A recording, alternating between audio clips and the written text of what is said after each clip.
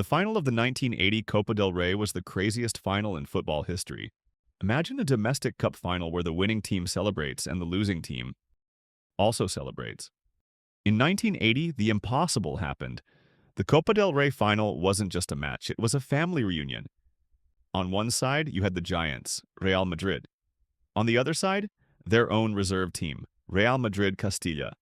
Back then, B teams were allowed to play in the same tournament as their parent clubs.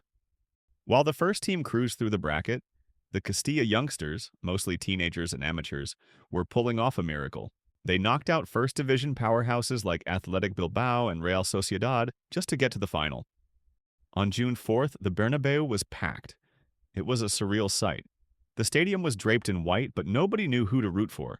The senior squad showed no mercy, winning 6-1, but the score didn't matter.